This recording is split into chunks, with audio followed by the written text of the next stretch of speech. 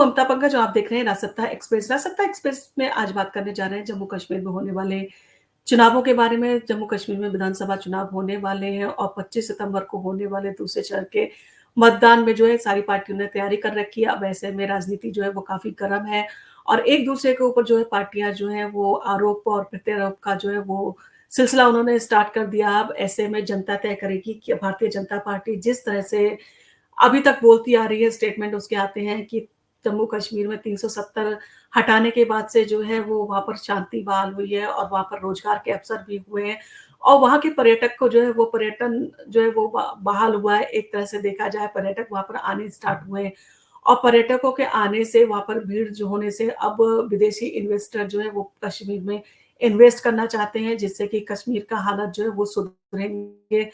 और वहाँ पर जो है जिस तरह से पहले हालात थे, जिस तरह से पहले जो पर्यटन काफ़ी अच्छा था, उसको भी जो है पंख मिलेंगे और वहाँ के लोगों को इन सारी चीज़ों से जो है रोज़गार में मदद मिलेगी, क्योंकि जम्मू कश्मीर के ज़्यादातर लोग जो हैं वो उनका रोज़गार जो है वो पर्यटकों पर जो है वो निर्भर करता है। अब ऐसे में जो है चुनाव सर पर हैं और चुनावों में धारा 370 को लेके भी जो है बहुत सारी बातें कही जा रही है। अब देखना होगा कि लोगों का रुझान क्या है, लोगों इन सारी चीज़ों को लेके क्या उनके मन में जो है धारणा है, क्या वो 370 को जो है वो हटाना चाहते थे या 370 को वो रखना चाहते थे। अब ऐसे में अमित शाह का जो है एक बड़ा बयान आया है, जम्मू कश्मीर में 3 परिवारों की राजनीति का अंत करेगा ये चुनाव, यानी कि उन्होंने तीखा हमला बोला है तीनों परिवारों के ऊपर। और हो भी क्यों ना, बीजेपी जो है लगातार इन सारी चीज़ों के लिए प्रयास कर रही है, शांति के लिए प्रयास कर रही है और बाकी सारे जो है वो दावे उसके द्वारा जो है वो किए जा रहे हैं। अब ऐसे में गृह मंत्री का जो है वो ऐसा बोलना लाज़मी भी है, क्योंकि जम्मू कश्मीर का चुनाव है और चुनाव में जो है सत्ता को अपने पक्ष में करना और जनता को इन सारी चीज़ों को लेके अट्रैक्ट करना, ये हर पार्टी जो है करती है और अमित शाह भी इसी तरह की चीज़ें कर रहे हैं। और उन्होंने 370 हटा के बहुत सारे जो है वो प्रयास भी वहाँ पर किए हैं, वहाँ पर शांति बहाली की जो उन्होंने कोशिश की, उसमें भी कुछ असर दिखता जो असर आया है और रंग दिख रहा है उनकी मेहनत का। जम्मू कश्मीर में 25 सितंबर को होने वाले दूसरे चरण के मतदान से पहले केंद्रीय गृह और सहकारिता मंत्री अमित शाह ने मेंढर में एक जनसभा को संबोधित करते हुए अब्दुल्ला मुफ्ती और नेहरू गांधी परिवार पर जोरदार हमला किया है और उन्होंने कहा कि इस बार का चुनाव इन तीनों परिवारों की राजनीति को खत्म करने वाला साबित होगा। शाह का ये बयान उस समय आया है जब चुनावी माहौल जो है गर्म है। दहशतगर्दी का समर्थन करने का आरोप लगाया है अमित शाह ने इन तीनों परिवारों के ऊपर और अमित शाह ने आरोप लगाया है कि 90 के दशक से लेकर अब तक अब्दुल्ला मुफ्ती परिवारों ने जम्मू कश्मीर में केवल दहशतगर्दी का समर्थन किया है। उन्होंने ये भी कहा कि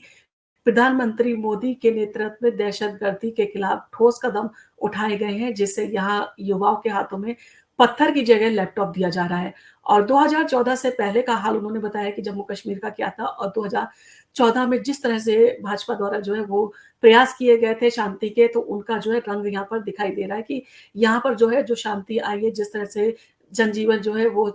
अपनी पटरी पर आया, तो उसका सबसे बड़ा जो है वो श्रेय जो है वो भारतीय जनता पार्टी को देते हैं। शाह ने कहा कि यदि 2014 में मोदी सरकार ना आई होती तो पंचायत, ब्लॉक और जिले के चुनाव जो है नहीं हो पाते। उन्होंने बताया कि 40,000 युवा या आतंकवाद के कारण मारे गए, जबकि अब्दुल्ला परिवार जो है वो छुट्टियाँ मना रहा था। उन्होंने ये भी कहा कि 2014 तक जम्मू कश्मीर में आतंकवाद का माहौल था, लेकिन अब इसे खत्म किया जा रहा है और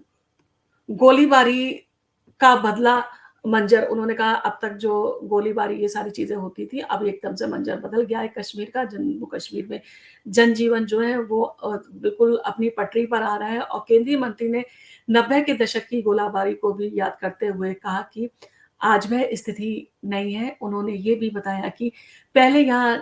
के नेता पाकिस्तान से डरते थे, लेकिन अब पाकिस्तान प्रधानमंत्री मोदी से डरता है। शाह ने कहा कि जब जो भी गोलीबाजी होगी उसका जवाब गोली से जो है वो गोले से दिया जाएगा और उन्होंने कहा कि हम इन सारी चीज़ों के ऊपर जो है वो झुकने को तैयार नहीं है। अगर अगर हिंसा भारत में की जाती है तो उसका जो है मुँहतोड़ जवाब दिया जाएगा और इन सारी चीज़ों के लिए हम जो है पूरी तरह से जो है वो तैयार हैं। और आरक्षण पर भी जो है अमित शाह ने जोर दिया और उनका कहना था कि यहाँ के युवाओं का विकास इसीलिए नहीं हो पाया क्योंकि इन सरकारों ने वहाँ पर आरक्षण का विरोध किया। अमित शाह ने गुर्जरों के आरक्षण का मुद्दा मुद्दा भी उठाया। उन्होंने कहा कि मोदी सरकार ने ओबीसी, पिछले गुर्जर और बरलवाल और पहाड़ियों को जो है आरक्षण देने का काम किया है। उन्होंने फारूक अब्दुल्ला की पार्टी पर आरोप लगाया कि उन्होंने गुर्जर समुदाय को भड़काने का प्रयास किया। शाह ने कहा कि उन्होंने रजौरी में गुर्जर समुदाय से वादा किया था कि वे उनके आरक्षण को कम नहीं करेंगे।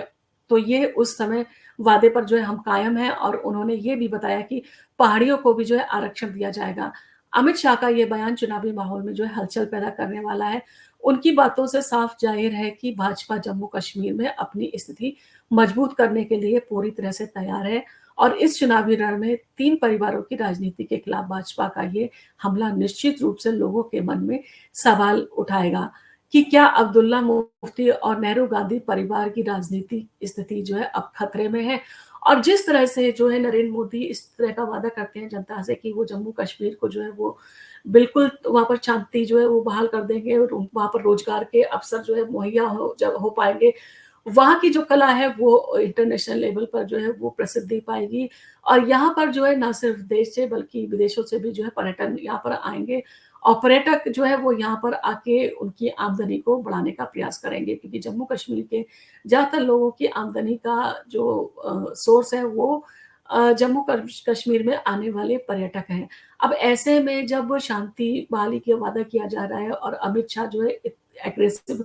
मोड के साथ में जो है लोगों से बात कर रहे हैं और लोगों को बहुत सारे लोग इन सारी चीज़ों से सहमत भी हैं कि मोदी सरकार की पहल ने जो है वहाँ पर जनजीवन को जो है वो सही करने में, पटरी पे लाने में काफ़ी प्रयास किया है। अब जिस तरह से जो है आतंकवाद के ऊपर लगाम कसी जा रही है, जिस तरह से जो है सेना आतंकवाद के खिलाफ जो है वो एक्शन लेती है, जिस तरह से पाकिस्तान की तरफ से होने वाली गोलीबारी पे जो है कंट्रोल किया गया है, तो ये सारी चीज़ें जो है कहीं न कहीं भारतीय जनता पार्टी की सफलता को दिखाती है कि जो उनके प्रयास थे जम्मू कश्मीर में वो सफल रहे हैं। अब ये सफलता जो है जनता को कितनी समझ में आई है, जनता को कितना लगता है कि धारा 370 जो है जम्मू कश्मीर में हटाए जाना जो है जम्मू कश्मीर के जनजीवन को जो है वो ठीक करने के लिए वहाँ पर शांति का माहौल बनाए रखने के लिए ज़रूरी था। और जिस तरह से फारूक अब्दुल्ला, राहुल गांधी और महबूबा मुफ्ती जो है अपने मैनिफेस्टो लेके आ रही हैं, अपने बात बात कर रही हैं और जिस तरह से महबूबा मुफ्ती का कहना है कि इंडियन अलायंस को सारे नेताओं को जो है जम्मू कश्मीर पर जो है मिलकर काम करना चाहिए और यहाँ पर जो है सारी चीज़ें जो है वो सही करनी चाहिए। यहाँ के जनजीवन को जम्मू कश्मीर के लोगों के हिसाब से समझना होगा और यहाँ की शांति के लिए जम्मू कश्मीर के लोगों से बात करके ही यहाँ पर शांति जो है वो बहाल की जा सकती है। और इसके साथ उन्होंने ये भी कहा कि जम्मू कश्मीर जो भारत का हिस्सा है उसके लिए फारूक अब्दुल्ला ने जो महत्वपूर्ण जो है रोल अदा किया है, जिसके कारण जम्मू कश्मीर जो है आज भारत का हिस्सा बना हुआ है। अन्यथा वो आज़ाद कश्मीर होता और वो पाकिस्तान की शरण में जा सकता था। और यहाँ पर जो है कहीं न कहीं फारूक अब्दुल्ला की जो है वो तारीफ़ करती नज़र आई है महबूबा मुफ्ती और महबूबा मुफ्ती को लेकर जो है पिछली बार बीजेपी सरकार ने जो है वो गठबंधन किया था। अब इसमें बीजेपी के खिलाफ है महबूबा मुफ्ती और अमित शाह भी जो है महबूबा मुफ्ती को लेके जो तीखी टिप्पणी कर रहे हैं। अब देखना होगा कि इन सारे चुनावों पर 370 का क्या असर आता है।